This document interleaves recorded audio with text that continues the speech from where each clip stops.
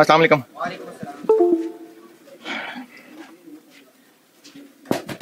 दुरूद शरीफ पढ़ना।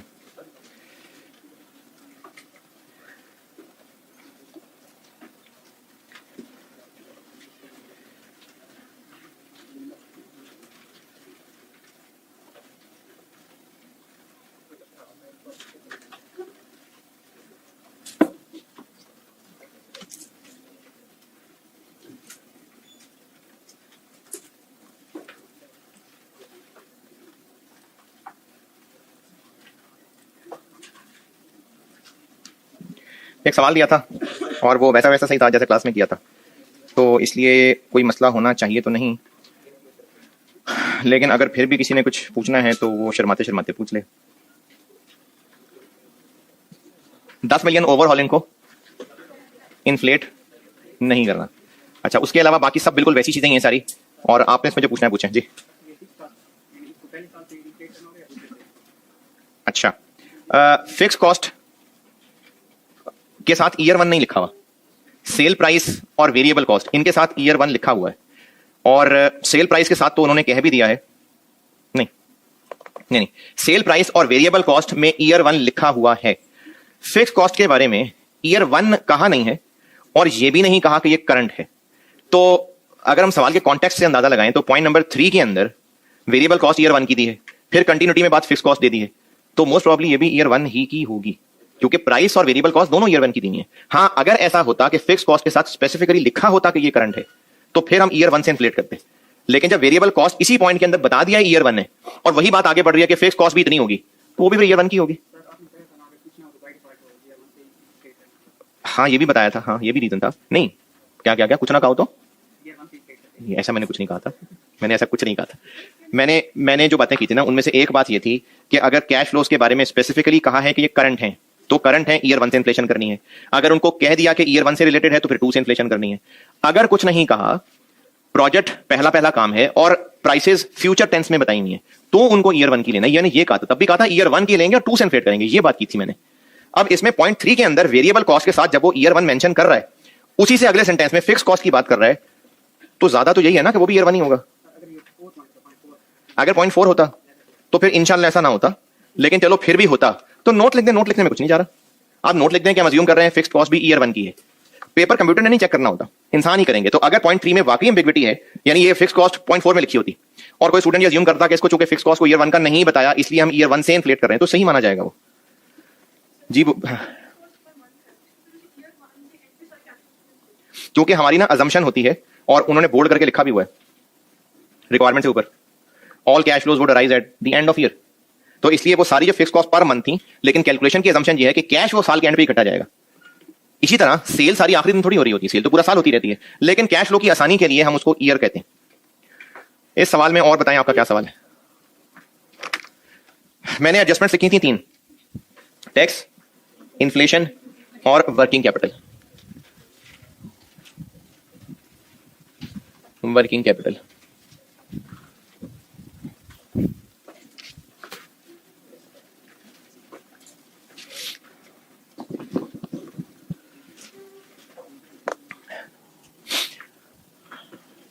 अच्छा, वर्किंग कैपिटल समझाने के लिए ना मैं आपको इसके 2 वर्जन बता रहा हूं, हैं दोनों सही, लेकिन आपको जो समझना आसान लगे आप रीजन वो रख लें और बाकी कैलकुलेशन आनी चाहिए आपको। तो मैं इसको समझाने के लिए इसके 2 वर्जन बता रहा हूं, दोनों में से जो ठीक लगे, दोनों ठीक लगे तो दोनों ही सही हैं दोनों सही। और अगर फिर भी ना समझ लगे तो कैलकुलेशन करनी आनी चाहिए बस आपको, तो फिर मैं कैलकुलेशन समझा दूंगा।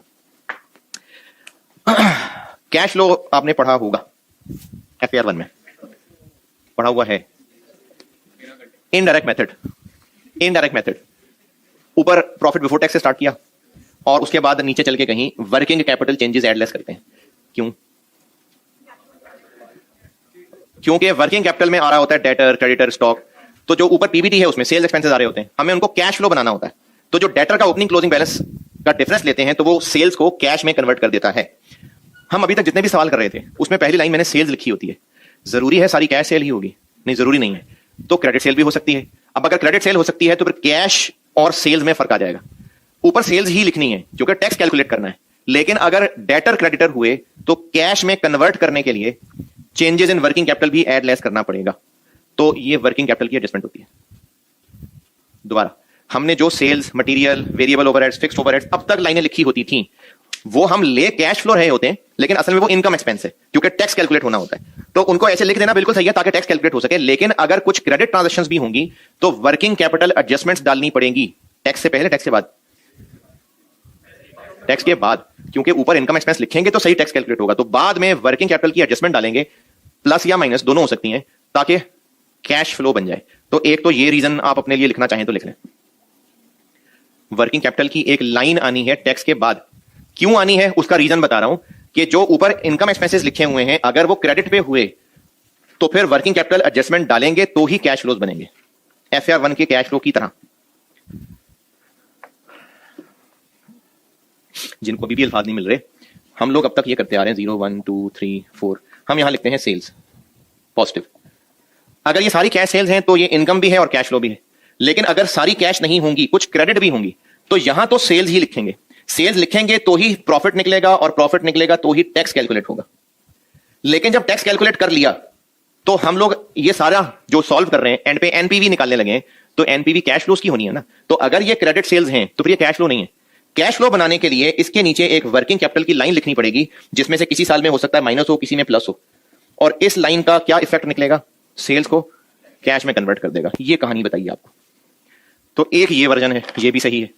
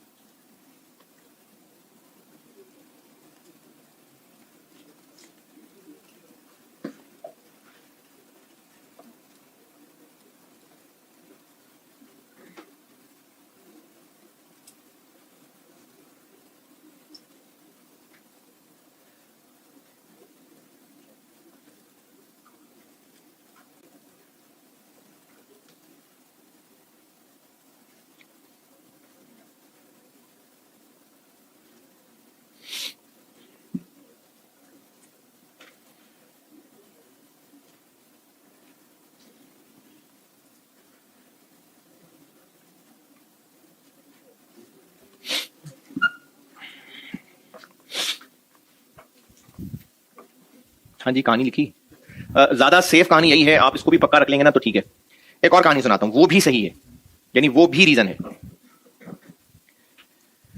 यहां मैंने मिसाल दी है इंटेंशनली डेटर क्रेडिटर की। डेटर क्रेडिटर की इंक्रीज डिक्रीज यहां लिखने से क्या हो रहा है? ऊपर वाले इनकम एक्सपेंसेस कैश फ्लो बन रहे हैं। अब जो दूसरी बात बता रहा हूं वो मैं बात कर रहा हूं इन्वेंट्री की। अगर बिजनेस इस नए प्रोडक्ट की प्रोडक्शन शुरू करेगा तो रॉ मटेरियल का कोई मिनिमम, कुछ सेफ्टी स्टॉक, कुछ ना कुछ रखना पड़ेगा ना। स्टॉक लेवल्स, रीऑर्डर लेवल,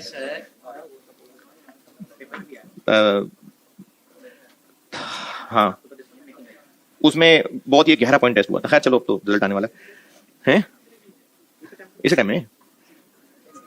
वो प्रोबेबिलिटी वाले सवाल में देख, बहुत गहरा पॉइंट था उसमें, बहुत सोचने के बाद मेरे जहन में वो क्लिक किया था। तो है क्या हुआ? हाँ, पहला ही क्वेश्चन था। अच्छा, दूसरा था। डिलीट मैं यहां पर आ गया हूं। मैं आपको जो भी बता रहा था वो डेटर क्रेडिटर की बात बता रहा था। अब आपको एक और वर्जन बताता हूं इन्वेंट्री का। अगर नया प्रोडक्ट लॉन्च करेंगे तो रॉ मटेरियल के इन्वेंट्री लेवल्स भी मेंटेन रखने पड़ेंगे। पहले साल अगर मटेरियल चाहिए हुआ हमें लेट्स से 10 मिलियन रुपए का पहले साल, तो हमने उस साल में सिर्फ 10 मिलियन नहीं, शायद ज्यादा का मटेरियल खरीदना होगा। क्यों? कुछ स्टोर में भी रखना पड़ेगा। अब वो जो स्टोर में रखना पड़ेगा वो रखना पड़ेगा ओवर द पीरियड, हर वक्त स्टोर में बैलेंस मेंटेन करना पड़ेगा। तो वो जो शुरू में मटेरियल खरीदना पड़ रहा है वो भी हमारी एक इन्वेस्टमेंट होगी, उसको भी हमें जीरो पे आउटफ्लो दिखाना पड़ेगा। उसके बाद हमें स्टोर का बैलेंस ओवर द पीरियड अगर और बढ़ाना पड़ा तो फिर वो और इन्वेस्टमेंट हो जाएगी, फिर पैसा आउटफ्लो हो जाएगा। और अगर पिछला वाला बैलेंस कम करना पड़ा तो एक्चुअली पैसे नहीं आ रहे होंगे, लेकिन ऊपर हम चूंकि पूरी फिगर लिख चुके होंगे, यानी जितना इस्तेमाल है उस पूरे को आउटफ्लो दिखा दिया होगा, हालांकि कुछ तो स्टोर से निकाल के यूज किया होगा, तो फिर हमें उसको इनफ्लो दिखाना पड़ेगा। इन शॉर्ट, हमें इन्वेंट्री का बैलेंस मेंटेन करना पड़ सकता है, वो भी इन्वेस्टमेंट मानी जाएगी। उसमें अगर इंक्रीज करना है तो उसको कैश आउटफ्लो दिखाना होगा, और अगर वो कम हो रहा है तो उसको कैश इनफ्लो दिखाना होगा। तो स्टॉक की इन्वेस्टमेंट भी वर्किंग कैपिटल की एक मिसाल है। दोबारा, वर्किंग कैपिटल की प्रेजेंटेशन क्या है? एक लाइन आनी है। कहां आनी है? टैक्स के बाद। रीजन दो हैं, डेटर क्रेडिटर भी रीजन हो सकती है, ऊपर लिखे हुए इनकम एक्सपेंसेस, डेटर क्रेडिटर की लाइन उनको कैश में कन्वर्ट कर रही है। दूसरी रीजन, हमें certain level of inventories maintain करने पड़ सकते हैं, वो हमारी इन्वेस्टमेंट कहलाएगी, प्लांट नहीं, इन्वेंट्री की इन्वेस्टमेंट। और पैसा लगाना होगा तो उसको आउटफ्लो दिखाना पड़ेगा, इन्वेंट्री बैलेंस कम हो जाएगा तो उसको इनफ्लो दिखाना पड़ेगा। तो ये इन्वेंट्री का लेवल मेंटेन करना भी एक रीजन है। तो वर्किंग कैपिटल के मैंने आपको दो रीजन बता दिए, एक डेटर क्रेडिटर वाला और एक इन्वेंट्री वाला।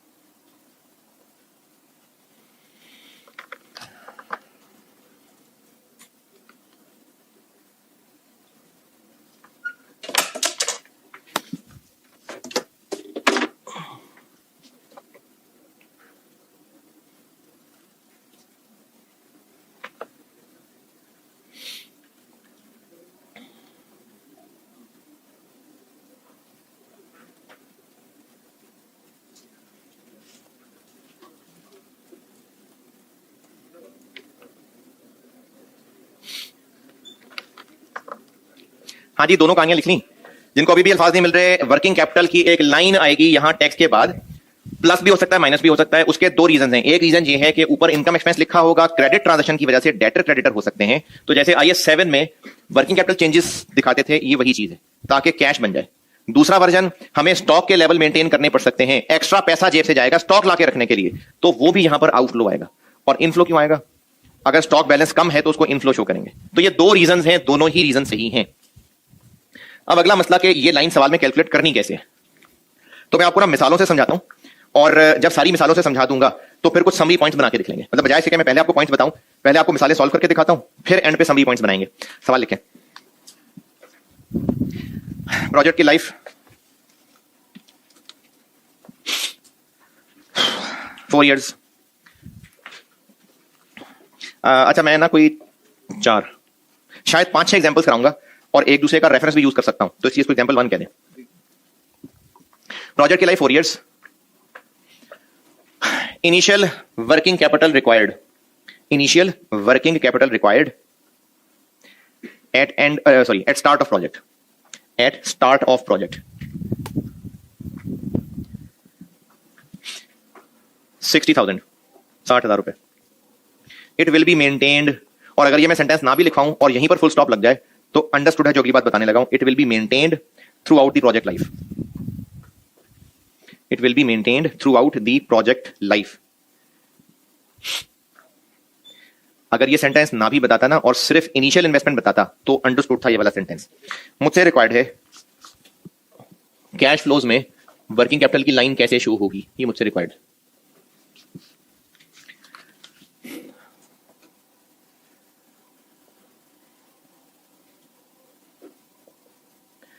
वर्किंग कैपिटल यानी current assets current liabilities income statement item है कि बैलेंस शीट आइटम है?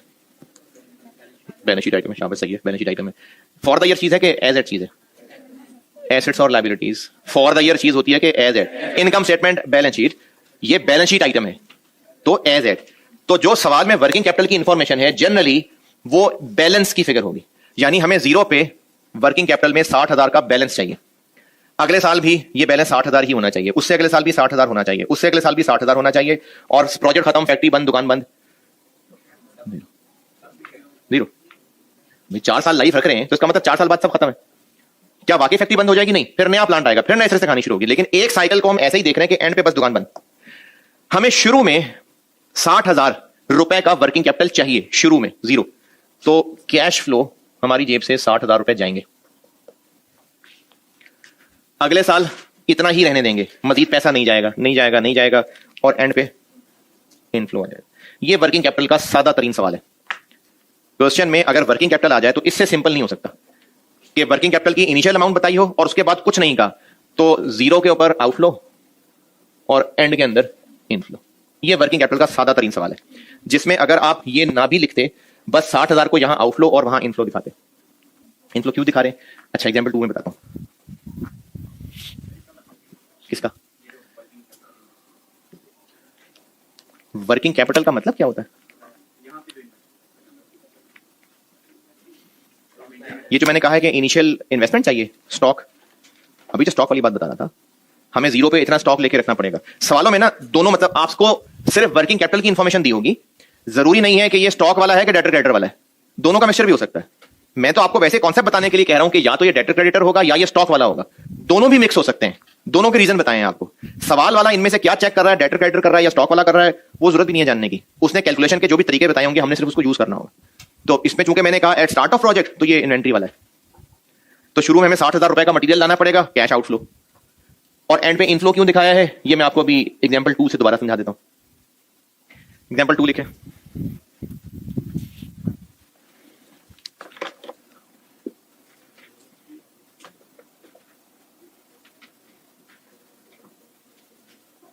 अच्छा, वो एमएफए वाला आ गया हुआ है नया एडिशन, तो जो मैंने कहा था बुक लेने को, तो नया वाला आ गया हुआ है।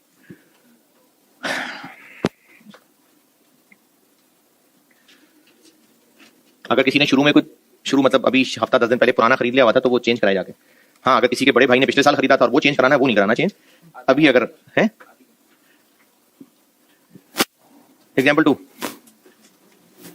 प्रोजेक्ट लाइफ 4 साल, working capital will be required as follows. Working capital will be required as follows.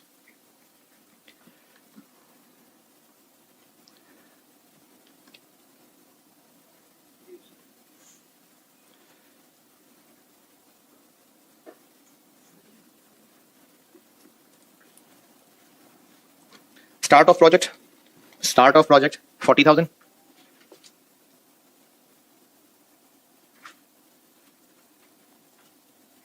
start of year 2 56,000,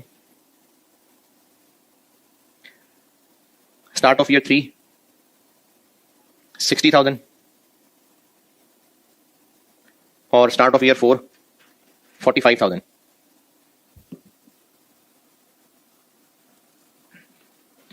मुझसे रिक्वायर्ड है ये वाली लाइन।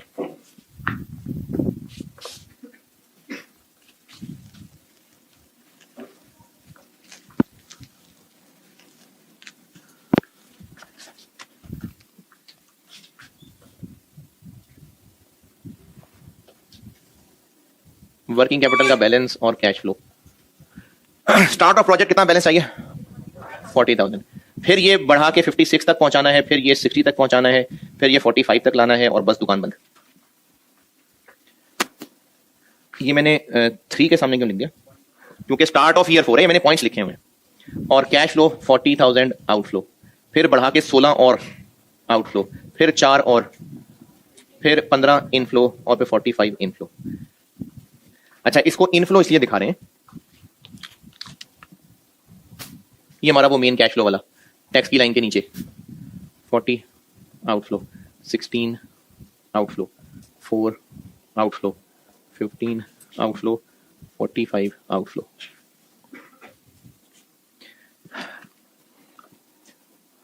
तीसरे साल में हमने ऊपर सेल्स, मटेरियल, वेरिएबल ओवरहेड्स में कितना मटेरियल आउटफ्लो दिखाया होगा, जितने यूनिट्स बने उनका।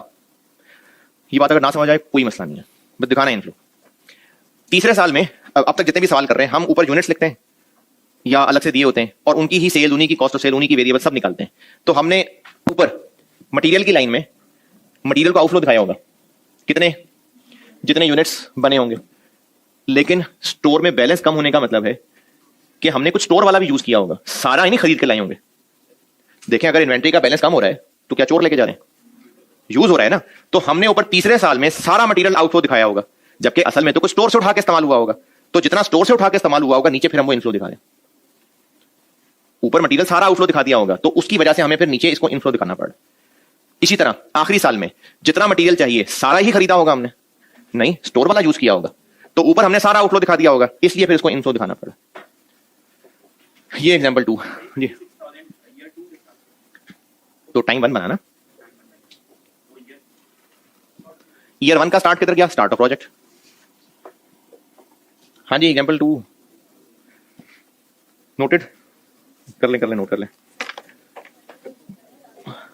हैं ऐसी कैसी,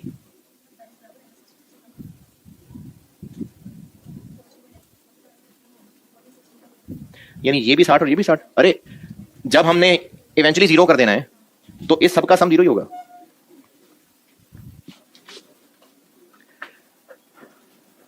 तीसरी एग्जांपल लिखें,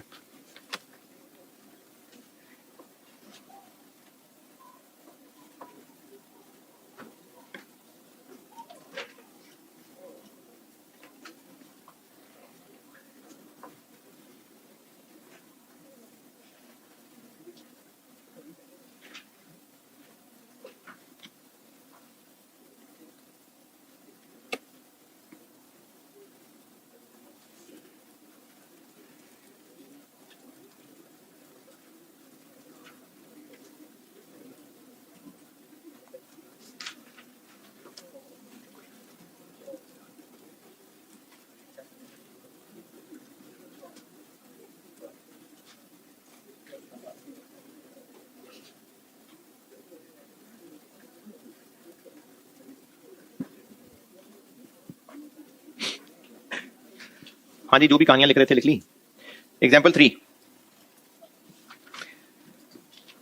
एग्जाम्पल 1 दोबारा करें। एग्जाम्पल 3 ये है कि एग्जाम्पल 1 दोबारा करें, अगर एप्लीकेबल इन्फ्लेशन रेट 10% है तो। एग्जाम्पल 1 दोबारा करनी है, अगर वर्किंग कैपिटल का इन्फ्लेशन रेट 10% है। अब तक के सवालों से ये तो सीख लिया कि जब सवाल में इन्फ्लेशन होती है। अच्छा, वो जब आपको IRR पढ़ाऊंगा ना, तो मैंने आपको इन्फ्लेशन 2 चीजों पे इफेक्ट बताया था, एक कैश फ्लो और डिस्काउंट रेट, और डिस्काउंट रेट के बारे में कुछ नहीं बताया अभी तक। तो वो जब IRR पढ़ाऊंगा तो IRR से पहले मैं आपको एनपीवी की कुछ कॉन्सेप्चुअल लॉजिक्स बताऊंगा, तब करूंगा डिस्काउंट रेट पे बात।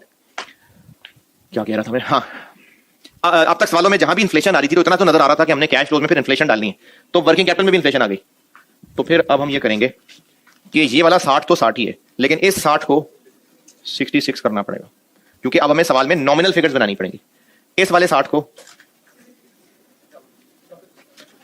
70, इस वाले 60 को 79, ये करना पड़ेगा। तो अगर सवाल में इन्फ्लेशन आ गई तो ये जो 2 वैरायटी हैं इसमें सेम था, इसमें चेंज हो रहा था। तो अगर सवाल में इन्फ्लेशन आ गई तो हमें ये वाली फिगर्स फिर नॉमिनल निकालनी पड़ेंगी। तो इसमें 60,000 का आउटफ्लो, 6,000 का आउटफ्लो, 66 का आउटफ्लो, 7,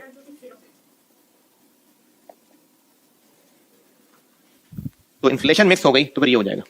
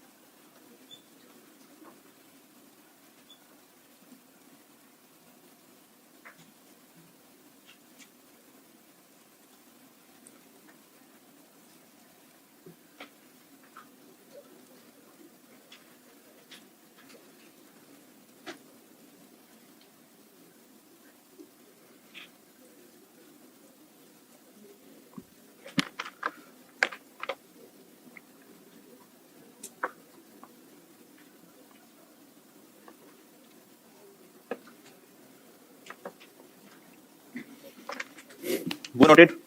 एग्जाम्पल 4,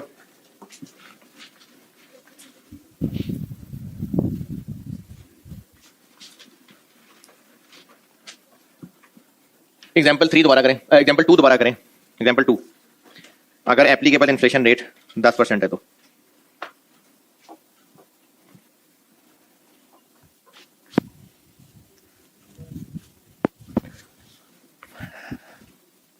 तो अब 56 की बजाय 10% पावर 1 इन्फ्लेट हो जाएगा 61। 60,000 की बजाय पावर 2 इन्फ्लेट हो जाएगा 72। 45,000 की जगह पावर 3 इन्फ्लेट हो जाएगा 59। तो इन 4 मिसालों से कंक्लूजन अभी तक यह है कि हमें सवाल में जो इंफॉर्मेशन दी हुई है उसके मुताबिक वर्किंग कैपिटल बैलेंस कैलकुलेट करना है और उसमें चेंज को कैश फ्लो दिखाना है। जी जी हाँ, इन्वेंट्री लेवल कह सकते हैं इनको। हाँ,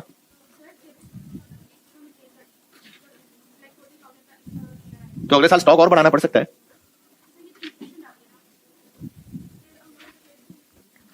ये वाला हम लोगों ने जो पहली बार स्टॉक खरीदा होगा उसको हमने स्टोर में रख दिया और फिर 4 साल तक वहीं पड़ा गलता सड़ता रहेगा। हमने 60,000 रुपए का खरीद लिया, अब वही 4 साल तक पड़ा रहेगा, वहीं यूज कर लेंगे, फिर दोबारा खरीद के स्टोर में लाएंगे। स्टोर में और भी तो लाना पड़ेगा ना। तो हाँ, अच्छा, ये जो हम इसमें इन्फ्लेशन डाल रहे हैं ना, मैं आपको कभी समझाने के लिए स्टॉक बोल रहा हूँ, कभी डेटर क्रेडिटर बोल रहा हूँ, ये मिक्सचर भी हो सकता है। तो इसलिए आप अगर एग्जैक्ट टैली कर रहे हैं रिकंसिलिएशन बनाने के पॉइंट ऑफ व्यू से कि पहले ये वाला मतलब फाइफो टाइप के पहले वो वाला इस्तेमाल होगा फिर महंगा वाला बचा रह जाएगा, तो नहीं, ऐसे रिकंसाइल नहीं कर पाएंगे क्योंकि हम लोग इसमें इन्फ्लेशन कॉन्सेप्चुअली भी डाल रहे हैं। जैसे हम लोग यहाँ कैश फ्लोज के अंदर कुछ हवाई चीजें नहीं ले रहे होते, अपॉर्चुनिटी कॉस्ट आना था नहीं आ सकेगा उसको आउटफ्लो दिखाते हैं ना, क्या असल में वो होता है? एक खर्चा होना था बच जाएगा उसको इनफ्लो दिखाते हैं ना, क्या असल में को पैसे दे रहा होता है हमें? तो इसमें हमें कुछ हवाई चीजें भी डालनी पड़ रही होती हैं। तो ये जो वर्किंग कैपिटल में इन्फ्लेशन की एडजस्टमेंट है इसको आप एग्जैक्ट रिकंसाइल नहीं कर सकेंगे। इसको ईयर 1 में 66,000 देने का रीजन ये है कि हम कह रहे हैं कि वो जो 60,000 रुपए का स्टॉक हमने फंसा के रखा था ईयर 1 में अब वो 66,000 की चीज बन गई हुई है। हम जो पैसा फंसा बैठे हुए हैं इफेक्टिवली हमने 66,000 की चीज का पैसा फंसा दिया हुआ है। तो ये ख्याली चीज भी है। आप इसको कर रही हैं टैली फाइफो लगा के कि पहले वो पुराना वाला इस्तेमाल होगा फिर नया वाला आएगा, तो ये उस तरह टैली नहीं होना। इसमें इन्फ्लेशन कुछ हवाई रीजन की वजह से भी डाली जा रही है, जैसे अपॉर्चुनिटी कॉस्ट वगैरह डालते हैं, ये वो रीजन भी है इसमें इन्फ्लेशन डालने की।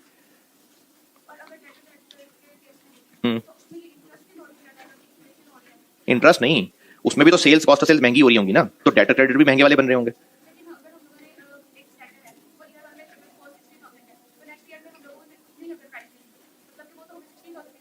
अच्छा चलिए देता हूं जवाब।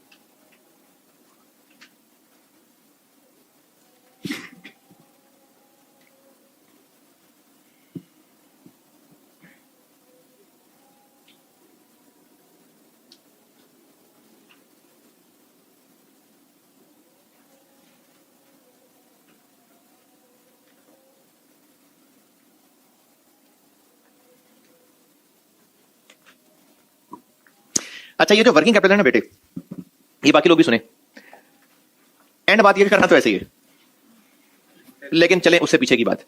मैंने आपको इसमें इन्वेंट्री की मिसाल भी दी है, मैंने इसमें डेटर क्रेडिटर की बात भी की है। हम ना कोई वाकई कैश फ्लो स्टेटमेंट नहीं बना रहे जिसमें BD plus inflows minus outflows must be equal to CD, ऐसा नहीं हो रहा ना। यहां पर कोई इन्वेंट्री की रिकंसेशन बन रही है कि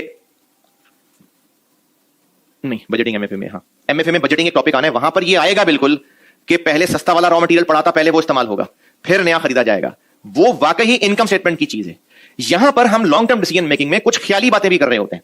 हम लोग कैश इनफ्लो और कैश आउटफ्लो उनको भी ले रहे होते हैं जो असल में इनफ्लो आउटफ्लो होगा, और हम कुछ ख्याली चीजों को भी इनफ्लो आउटफ्लो ले रहे होते हैं कि एक इनफ्लो होना था, नहीं हो सकेगा, उसको हम दिखा देते हैं ना आउटफ्लो। क्या असल में वो किसी को पैसे दे रहे होते हैं? एक आउटफ्लो होना था, बच जाएगा, उसको इनफ्लो दिखाते हैं। क्या हमें पैसे मिल रहे होते हैं? मकसद सिर्फ यह होता है कि हमें इस डिसीजन के अंदर सारे फायदे नुकसान कवर कर लेने चाहिए। तो सारे फायदे नुकसान कवर करने के लिए उन दो हवाई चीजों को भी कैश फ्लो दिखाते हैं। कौन सी दो हवाई चीजें? जो आना था नहीं आएगा, जाना था नहीं जाएगा। असल में वो कैश फ्लो नहीं होगा, लेकिन फायदे नुकसान कवर हो जाए, पूरी पिक्चर नजर आ जाए, इसलिए उनको डालते हैं। तो वर्किंग कैपिटल की वर्किंग्स में इन्फ्लेशन डालना भी एक हवाई एडजस्टमेंट है, न्यूमेरिकल रिकंसिलिएशन नहीं है। मैं जो अभी आपको एग्जाम्पल 2 में बता रहा था कि ईयर 3 में ऊपर सारा मटेरियल आउटफ्लो दिखाया होगा, जबकि हुआ तो थोड़ा सा मटेरियल स्टॉक वाला इस्तेमाल होगा, तो हमें नीचे 15,000 का इनफ्लो दिखाना पड़ेगा। चूंकि इस सवाल में इन्फ्लेशन नहीं थी ना, तो मैं आपको रिकंसाइल करने की भी बात समझा रहा था। मैंने इनकी अपने पास रिकंसिलेशन भी बना के रखी हुई है। अगर इन्फ्लेशन ना हो तो ये पूरा पूरा टैली करेगा, लेकिन अगर सवाल में इन्फ्लेशन है तो फिर ये टैली इसलिए नहीं करेगा क्योंकि इसमें एक हवाई चीज इन्फ्लेशन डाली जा रही है। हमने 60,000 रुपए का मटेरियल शुरू में, अच्छा अगर डिस्कशन किसी को बेकार लग रही है तो करना ऐसे ही है, ठीक है। हमने शुरू में 60,000 रुपए का स्टॉक स्टोर में रख लिया लाके, और चलो मान लो वो खराब होने वाला नहीं है, तो उसको 4 साल भी संभाल के रखा जा सकता है, ऐसा हो सकता है। तो असल कैश फ्लो सिर्फ 60,000 होगा, उसके बाद दोबारा नहीं होगा, है ना। लेकिन फिर भी हम अपनी इन कैलकुलेशंस में इन्फ्लेशन का इफेक्ट डालेंगे, क्योंकि ईयर 1 में भी वही चीजें पड़े रहना, इफेक्टिवली 66,000 रुपए खर्च कर देना है, क्योंकि इन्फ्लेशन आती जा रही है। ईयर 3 में भी वही चीजें पड़े रहना, 60 की बजाय इफेक्टिवली इतने रुपए खर्च कर देना है। तो हम लोग वर्किंग कैपिटल में हवाई इन्फ्लेशन डाल रहे हैं, ये रिकंसाइल नहीं हो सकेगा। तो इसलिए ये इन्फ्लेशन की एडजस्टमेंट जैसे एक हवाई एडजस्टमेंट है, ताकि हम पूरी पिक्चर कवर करके एंड फायदा नुकसान देख सकें। तो इसलिए आप वर्किंग कैपिटल में इन्फ्लेशन डालने के बाद उसको टैली करेंगे तो नहीं हो पाएगा। ऊपर से गया तो जाने दें, करना तो ऐसे ही। चौथा सवाल ये कितना? 11 1270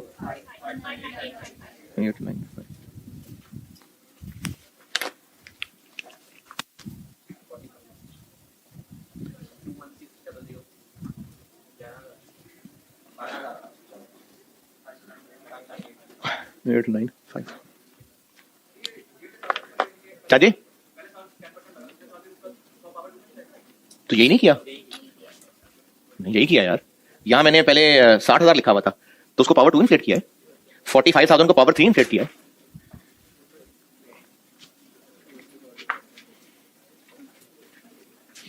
अगला सवाल लिखें, बस आखिरी आखिरी आखिरी सवाल। वर्किंग कैपिटल बस डन। एग्जाम्पल 3 दोबारा करें। एग्जाम्पल 5 ये है कि एग्जाम्पल 3 दोबारा करें हैं। if only 60% will be realized at end of project, if only 60% will be realized at end of project,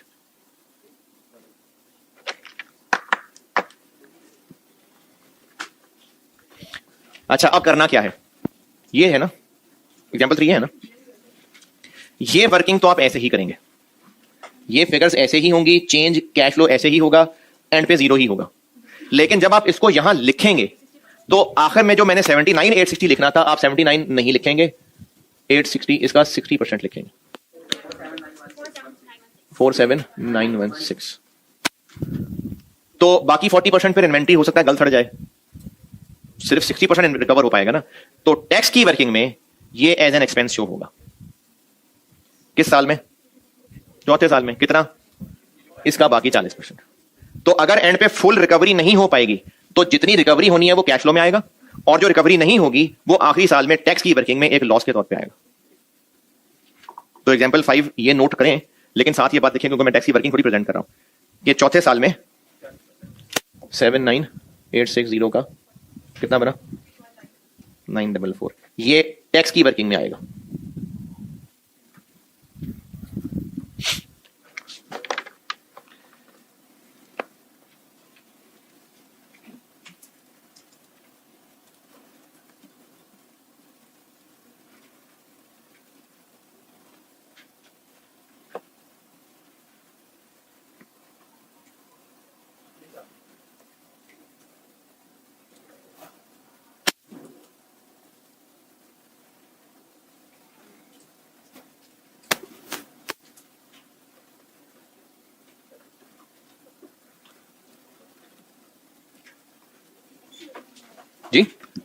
क्योंकि हमारा एक एसेट होगा वो डूब जाएगा, पैसा डूब जाएगा।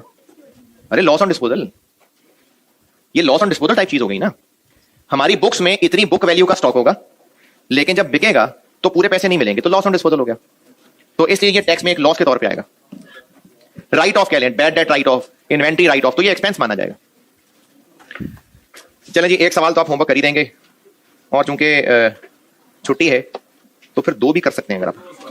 अच्छा, एक कर दें, एक सवाल होमवर्क। अल्लाह करे जो होमवर्क है वो पास हो जाए।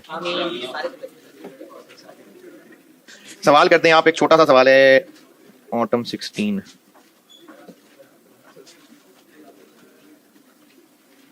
ऑटम 16 किधर गया?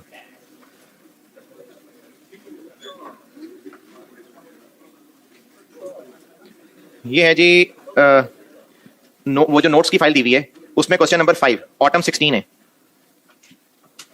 ट्रॉपिकल जूसेस के नाम से।